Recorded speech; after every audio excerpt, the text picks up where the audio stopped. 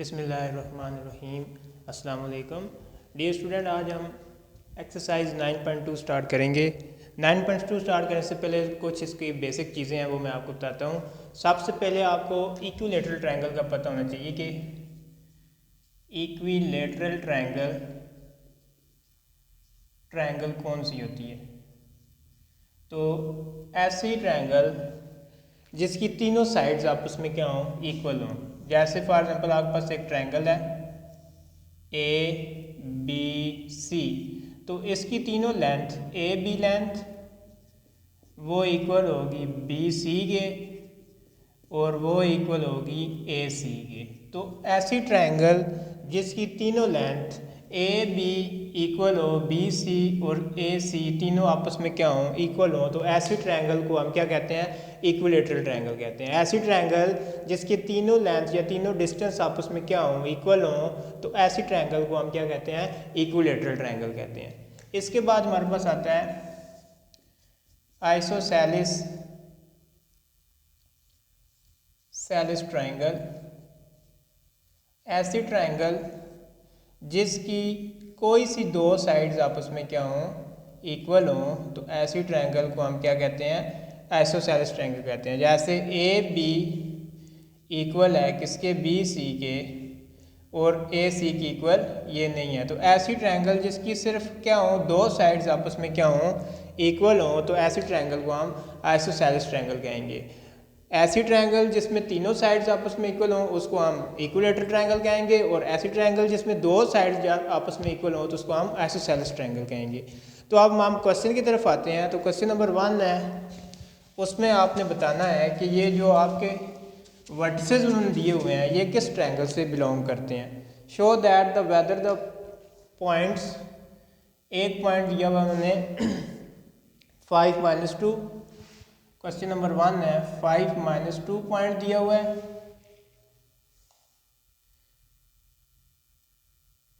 फिर 5 4 वर्टिसेस है, 5 और 4, और फिर है -4 और 1, -4 और 1। तो मैं एक ट्रायंगल बना लेता हूँ ताकि आपको समझने में आसानी हो कि ये आपके पास A है, इसको मैं लेट कर लेता हूँ, ये A है, ये आपके पास B है और ये आपके पास C है। तो A आपके पास है 5 - 2, B आपके पास है 5 4 और C आपके पास है -4 और 1।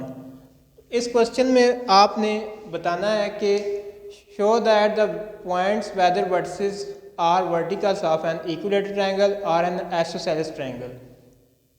तो इस ट्रायंगल में आपने ये बताना है कि ये जो वर्टिसेस हैं ये इक्विलेटरल ट्रायंगल के वर्टिसेस हैं या कि आइसोसेलेस ट्रायंगल से वर्टिसेस हैं। अगर इसकी तीनों साइड्स आपस में इक्वल आ जाती हैं तो इसका मतलब है ये क्या है जी, इक्विलेटरल ट्रायंगल है। अगर तीनों साइड इक्वल नहीं आती, सिर्फ दो साइड्स इक्वल आती हैं, तो इसका मतलब क्या है कि ये आइसोसेलेस ट्रायंगल है। तो हम अब इसको सॉल्व करते हैं। तो हम पहले AB का क्या करते हैं, डिस्टेंस निकालते हैं। तो डिस्टेंस फॉर्मूला x2 - x1 का स्क्वायर, y2 - y1 का स्क्वायर, ऊपर आ जाएगा स्क्वायर रूट। तो अब ये आपके पास A है, ये B है, तो ये सेकंड वैल्यू ये आपके पास x2 हो जाएगी और ये आपके पास x1, इसी तरह ये y2 हो जाएगा और ये y1 हो जाएगा। ये मैंने आपको पिछली एक्सरसाइज में डिटेल से बताया था कि x2 x1 क्या होता है। तो अभी यहाँ पे अब A B है, तो B में ये x2 हो जाएगा, ये x1, और ये y2 हो जाएगा और ये y1। तो x2 आपके पास 5 आ गया और x1 आपके पास 5, तो 5 - 5 का स्क्वायर, y2 आपके पास 4 आ गया और y1 आपके पास -2 का स्क्वायर आ गया। ठीक है, तो ये आपके पास आ जाएगा 5 - 5 0 का स्क्वायर प्लस 4 माइनस क्या हो जाएगा, +2 का स्क्वायर। तो ये 0 का स्क्वायर खत्म हो जाएगा, 4 + 2 6 का स्क्वायर आ जाएगा, तो 6 इससे कैंसिल हो जाएगा, तो आंसर क्या आ जाएगा, 6 आ जाएगा। तो ये आपके पास इक्वेशन नंबर क्या आ जाएगी, 1 आ जाएगी। ठीक है, अब हम AB हमने निकाल लिया, अब हम निकालेंगे BC निकालेंगे। तो BC उसी तरह आप फॉर्मूला लिखें, x2 - x1 का square plus y2 minus y1 का स्क्वायर, ऊपर आ जाएगा आपका स्क्वायर रूट। ये आपके पास b है और ये c है। अब ये वाली वैल्यू x2 बन जाएगी और ये वाली वैल्यू x1 बन जाएगी। इसी तरह ये जो आपका पॉइंट है ये y2 और ये पॉइंट y1, तो -4 -5 का स्क्वायर आ जाएगा प्लस 1 -4 का स्क्वायर आ जाएगा। तो बी सी इक्वल आ जाएगा -9 का स्क्वायर प्लस 4 में से 1 निकालेंगे तो -3 का स्क्वायर। बी सी इक्वल आ जाएगा 9 -9 का स्क्वायर कितना आ जाएगा 81, 3 का स्क्वायर कितना आ जाएगा 9 आ जाएगा। तो ये आपके पास आ जाएगा 90। ठीक है, तो 90 के अगर हम वो करें एलसीएम लें या फैक्टराइजेशन करें तो कैसे बनता है ये 90, तो ये आ जाएगा 3 30,000, फिर आ जाएगा 3 10,000 और फिर आ जाएगा, या मैं इसको ऐसे लिख लेता हूँ आसानी के लिए आपके, 90 को मैं लिख लेता हूँ 9 मल्टीप्लाई बाय 10।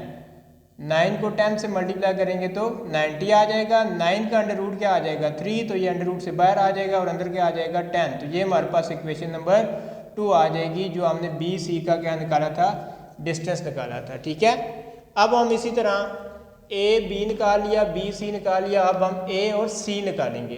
तो ए सी निकालते हैं हम, ए सी, तो अब आपके पास ये ए की वैल्यू है और ये सी की वैल्यू है, तो ये आपके पास x2 बन जाएगा और ये x1, इसी तरह ये y2 बन जाएगा और ये y1। तो पहले मैं फॉर्मूला लिख लेता हूँ, x2 माइनस x1 का square plus y2 minus y1 का स्क्वायर, ऊपर आ जाएगा स्क्वायर रूट।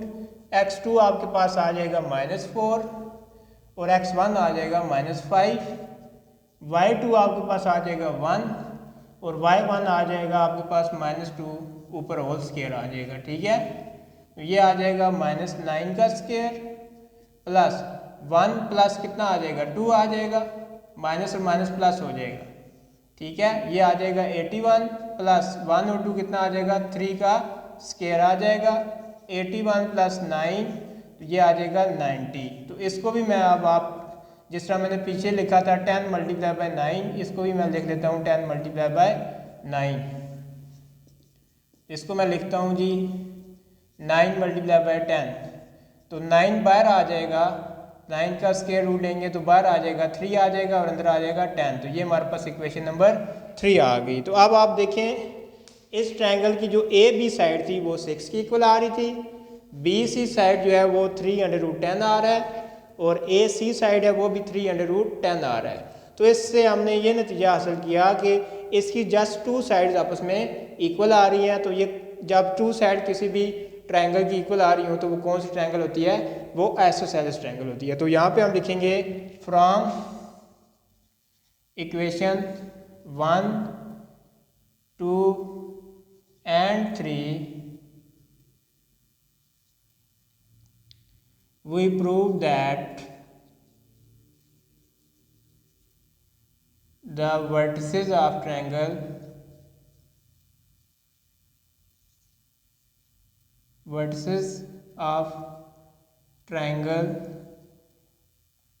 are isosceles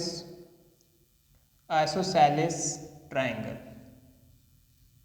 तो यहाँ पे हम देख देते हैं जी ए बी इक्वल नहीं था कि बी सी और सी ए आपस में क्या थे, ए सी आपस में क्या थे, इक्वल थे। तो इस रिजल्ट से हम ये प्रूव कर सकते हैं, प्रूव किया है कि ये जो वर्टिसेस हैं वो किस ट्रायंगल के थे, आइसोसेलेस ट्रायंगल के थे। ठीक है, तो ये था क्वेश्चन नंबर 1। अब हम चलते हैं क्वेश्चन नंबर 2 की तरफ। क्वेश्चन नंबर 1 आपको मैंने डिटेल से बता दिया है कि ऐसी ट्रायंगल जिसमें तीनों साइड्स इक्वल हों तो उसको हम कहते हैं इक्विलेटरल ट्रायंगल, और अगर उसकी 2 साइड्स आपस में इक्वल हों तो उसको हम कहते हैं आइसोसेलेस ट्रायंगल। क्वेश्चन नंबर 2 की तरफ चलते हैं अब।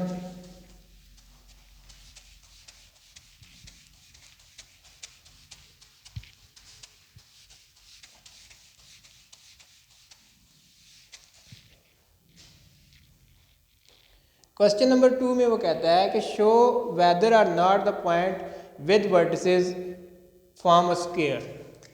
तो सबसे पहले आपको स्क्वायर का पता होना चाहिए कि स्क्वायर क्या होता है। स्क्वायर जिसकी चारों साइड आपस में क्या हों, इक्वल हों, तो उसको हम क्या कहते हैं, स्क्वायर कहते हैं। ए बी सी डी, ये सारी साइड ए बी जो है वो इक्वल हो किसके, बी सी के, बी सी इक्वल हो किसके, सी डी के, और सी डी इक्वल हो किसके, ए डी के। अगर किसी भी इस स्क्वायर की अगर चारों साइड इक्वल होंगी, क्वाड्रिलेटरल की, क्वाड्रिलेटर ऐसी फिगर को हम कहते हैं जिसकी चार साइड हों, तो ऐसी क्वाड्रिलेटर जिसकी चारों साइड क्या हों, इक्वल हों, तो उसको हम क्या कहते हैं, ये स्क्वायर है। ए बी का डिस्टेंस, सी डी का डिस्टेंस, ए डी का डिस्टेंस और बी सी का डिस्टेंस आपस में क्या हो, इक्वल हो, तो उसको हम क्या कहते हैं, ये स्क्वायर है। तो इस क्वेश्चन में भी हमने यही प्रूव करना है कि जो वर्टिसेस दिए गए हैं कि वो स्क्वायर के हैं या नहीं है। तो इसको हम सॉल्व करते हैं। वर्टिसेस हैं, ए मैं लेट कर लेता हूँ -1 और 1 है, बी 5 4 है, उसके बाद सी है 2 -2 और डी है -4 और 1। ठीक है, 5 4 2 -2 -4 एंड 1। तो अब आपने प्रूव करना है कि ये चारों वर्टिसेस जो हैं ये स्क्वायर के वर्टिसेस हैं या नहीं है। तो मैं एक डायग्राम बना लेता हूँ ताकि आपको ज़्यादा आसानी हो। ए है, ये बी, ये सी और ये डी। तो ए की वैल्यू आपके पास -1 1, बी की वैल्यू 5 4, सी की वैल्यू थी 2 -2 और डी की वैल्यू -4 और 1। तो अब आपने करना क्या है, ए बी का डिस्टेंस निकालना है, फिर बी सी का निकालना है, फिर सी डी का निकालना है, फिर ए डी का। चारों का आपने बारी बारी डिस्टेंस निकालना है, और अगर चारों डिस्टेंस अगर आपस में इक्वल आ जाते हैं तो इसका मतलब है ये स्क्वायर है। तो पहले मैं ए बी का निकाल लेता हूँ। x2 - x1 का स्क्वायर प्लस y2 - y1 का स्क्वायर ऊपर आ जाएगा स्क्वायर रूट, ये a है, ये b है, तो ये आपका x2 बन जाएगा, ये x1, ये y2 और ये y1। तो x2 5 और ये माइनस और माइनस क्या हो जाएगा, +1 का स्क्वायर प्लस y2 आपके पास 4 और y1 आपके पास 1 आ जाएगा। तो ये आ जाएगा 5 + 1 6 का स्क्वायर, 4 में से 1 निकाले 3 का स्क्वायर, तो 6 का स्क्वायर आ जाएगा 36, 3 का स्क्वायर 9, तो ये आ जाएगा 9 + 36 करेंगे तो 45 आ जाएगा। ठीक है, 45 को अगर हम इसको मज़ीद सॉल्व करें तो ये आता है 9 5 = 45। तो 9 को हम बाहर ले लेते हैं तो स्क्वायर रूट आ जाएगा 3 × 5। तो ये हमारे पास इक्वेशन नंबर 1 आ जाएगी। ये हमने ए बी निकाला। अब हम निकालेंगे ए बी, अब बी सी निकाल लेते हैं। बी सी, ये हमारे पास बी और सी है। x2 - x1 का स्क्वायर प्लस y2 - y1 का स्क्वायर ऊपर आ जाएगा स्क्वायर रूट x2, अब ये b है और ये c है, तो x2 ये बन जाएगा 2 और x1 आपके पास 5 आ जाएगा, 2 - 5 का स्क्वायर प्लस y2 आपके पास -2 और y1 आपके पास -4 का स्क्वायर। तो ये आ जाएगा -3 का स्क्वायर प्लस -6 का स्क्वायर, -3 का स्क्वायर 9, 6 का स्क्वायर 36, तो ये आ जाएगा 45। तो 45 को मैं लिख सकता हूँ 9 × 5, तो 9 आ जाएगा 3 × 5। तो ये हमारे पास आ गई इक्वेशन नंबर 2। ए बी निकाला, बी सी निकाला, अब सी डी निकालते हैं। सी डी वही फॉर्मूला दोबारा, x2 - x1 का स्क्वायर प्लस y2 - y1 का स्क्वायर ऊपर आ गया स्क्वायर रूट, ये आपके पास c की वैल्यू है, ये d की वैल्यू, तो ये आपके पास अब x2 बन जाएगा। तो x2 आपके पास -4 और x1 आपके पास क्या बन जाएगा, 2 बन जाएगा, प्लस y2 आपके पास आ जाएगा 1 और y1 माइनस और माइनस क्या हो जाएगा, प्लस हो जाएगा, +2 का स्क्वायर हो जाएगा। तो ये आ जाएगा -6 का स्क्वायर और 3 का स्क्वायर, 36 + 9 ये आ जाएगा 45। तो 45 को मैं अगेन क्या लिख सकता हूँ, 9 मल्टीप्लाई बाय 5, 9 बाहर आ जाएगा, 5 अंदर, तो ये हमारे पास आ जाएगा इक्वेशन नंबर 3।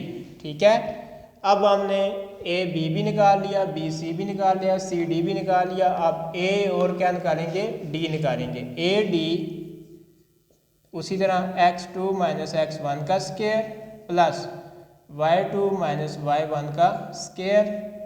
x2 अब ये हमारे पास a है और ये d है, तो x2 माइनस 4 हो जाएगा और x1 जो है माइनस 1 हो जाएगा, तो माइनस 4 प्लस 1 का स्क्वायर प्लस y2 आपके पास 1 हो जाएगा और y1 1 का स्क्वायर, तो ये आ जाएगा -3 का स्क्वायर प्लस 0 का स्क्वायर, तो ये आ जाएगा 9, तो 9 का स्क्वायर रूट लेंगे तो 3, तो ए डी आपके पास आ जाएगा 3। तो ये हमारे पास इक्वेशन नंबर 4 आ गई है। तो अब देखें इक्वेशन 1 देखें तो ये आ रही है 300/5, इक्वेशन नंबर 2 देखें तो ये भी आ रही है 300/5, इक्वेशन नंबर 3 देखें तो ये भी हमारे पास आ रही है 300/5, लेकिन इक्वेशन नंबर 4 में अब आगे देखें तो ये डिफरेंट आ रही है, उसकी इक्वल नहीं आ रही। तो इन चारों इक्वेशन से हमें ये पता चला कि ये जो वर्टिसेस थे ये इक्वल नहीं है, तो इसका मतलब है ये स्क्वायर के वर्टिसेस नहीं है। तो यहाँ पे हम लिखेंगे from equation 1, 2, 3 and 4 A B equal था बी सी के, बी सी इक्वल था सी डी के और सी डी इक्वल नहीं था किसके, ए डी के। तो so it is not vertices of square. तो इससे ये प्रूव हुआ कि ये जो वर्टिसेस थे ये स्क्वायर के वर्टिसेस नहीं थे। स्क्वायर के वर्टिसेस तब होते जब उसकी चारों साइड्स क्या होती हैं, आपस में इक्वल होती हैं, लेकिन इसकी 3 साइड्स इक्वल आ रही हैं, चौथी साइड इक्वल नहीं आ रही, तो इसका मतलब है कि ये स्क्वायर के वर्टिसेस नहीं है। ठीक है, इसके बाद हम क्वेश्चन नंबर 4 की तरफ चलते हैं पहले, बल्कि क्वेश्चन नंबर 3 पहले देख लेते हैं हम।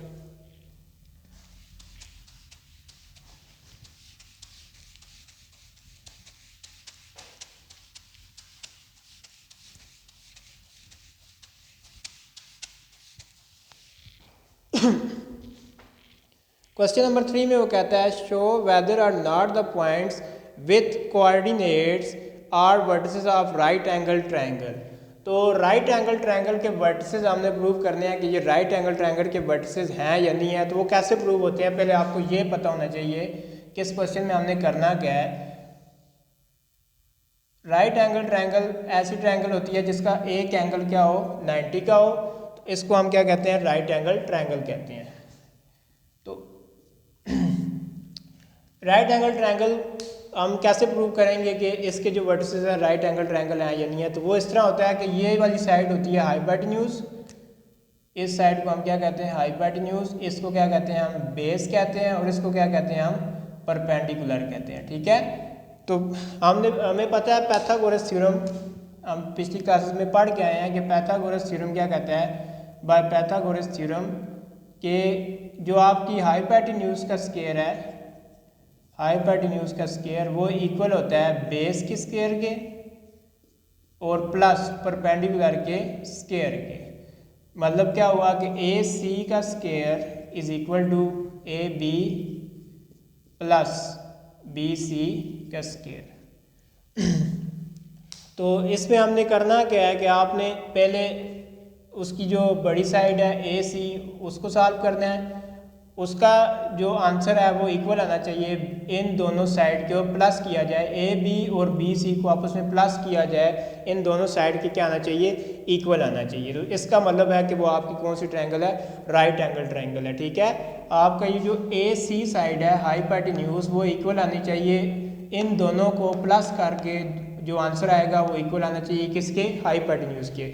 अगर ये आंसर इक्वल आ जाते हैं तो इसका मतलब है कि आपकी जो ट्रायंगल है वो कौन सी है, राइट एंगल ट्रायंगल है। तो मैं अब इसको सॉल्व करता हूँ। अब कोऑर्डिनेट दिए हुए हैं, ए दिया हुआ है हमें 1 3, बी दिया हुआ है 4 2 और सी दिया हुआ है -2 और 6। तो मैं पहले ए बी फिर बी सी और फिर ए सी निकाल लेता हूँ। पहले हम निकालते हैं ए बी का distance, A B x2 minus x1 का square plus y2 minus y1 का स्क्वायर। x2 अब आपके पास 4 आ रहा है और x1 आपके पास 1, 4 माइनस 1 का स्क्वायर और 2 माइनस 3 का स्क्वायर। 4 माइनस 1 का स्क्वायर करेंगे तो 3 का स्क्वायर, 2 माइनस 3 करेंगे तो माइनस 1 का स्क्वायर। 3 का स्क्वायर 9 प्लस 1 का स्क्वायर 1 आ जाएगा, तो 9 प्लस 1 आपके पास √10। ये हमारे पास इक्वेशन नंबर 1 आ जाएगी। अब हम निकालेंगे बी सी, ये ए बी निकाला था, अब हम निकालते हैं बी सी। बी सी आ जाएगा x2 माइनस x1 का square plus y2 minus y1 का स्क्वायर। तो अब आपको पता है कि ये b है और ये c है, तो ये वाले जो आपका पॉइंट होगा ये x2 हो जाएगा और ये वाला पॉइंट x1, इसी तरह ये y2 हो जाएगा और ये y1। तो -2 माइनस 4 का स्क्वायर आ जाएगा प्लस 6 माइनस 2 का स्क्वायर आ जाएगा। तो ये आ जाएगा -6 का स्क्वायर प्लस 6 में से 2 निकाले 4 का स्क्वायर।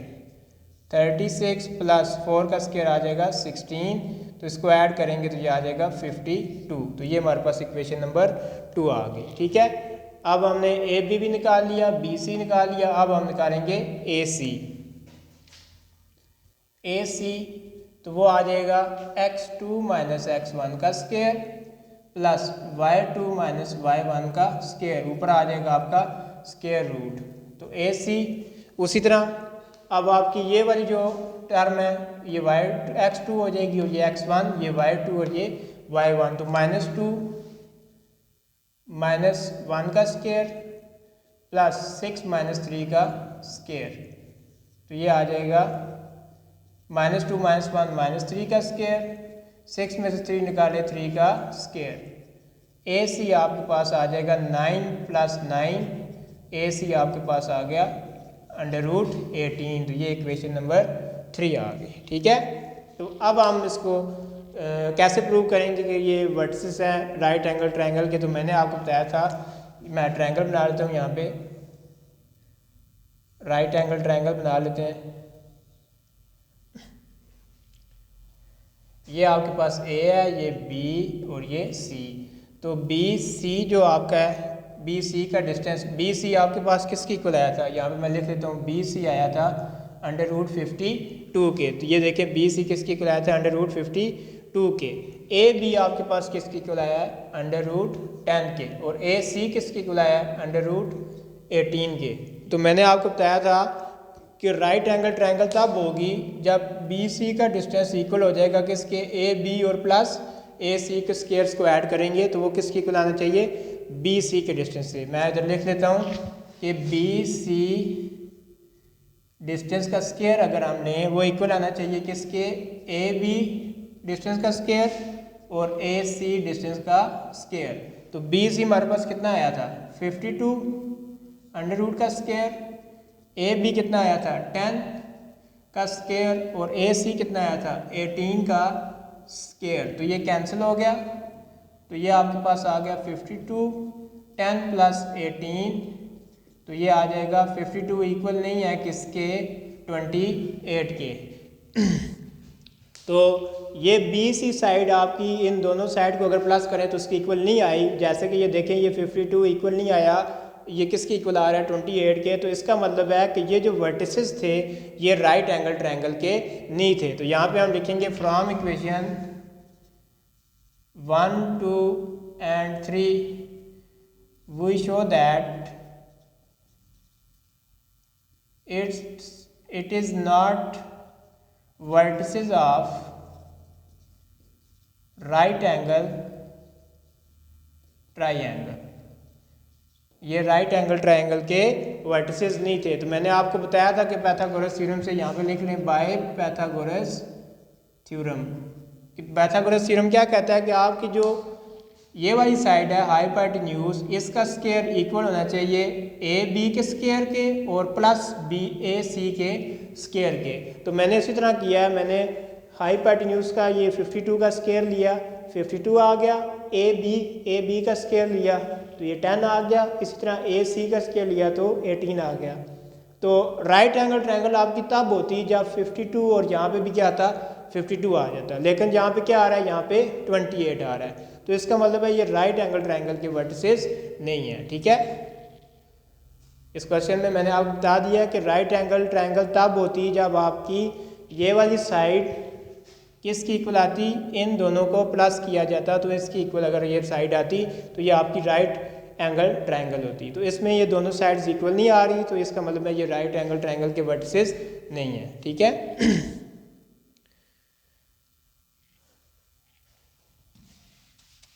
आगे क्वेश्चन नंबर 4 देखते हैं जी।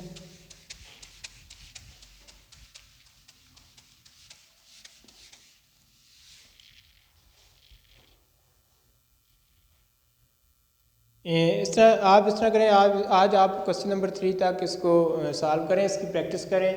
और इसका अगर कोई क्वेश्चन आपको समझ नहीं आता तो आप मेरे नंबर पे मैसेज करके पूछ सकते हैं। आप इसके आज 3 क्वेश्चन करें, 3 क्वेश्चन इसके रह गए हैं वो मैं कल इंशाल्लाह आपको करा दूंगा। आज आप इसके 3 क्वेश्चनों की प्रैक्टिस करें और साथ में आप पीछे से भी आप 7वां चैप्टर रिवाइज़ करें।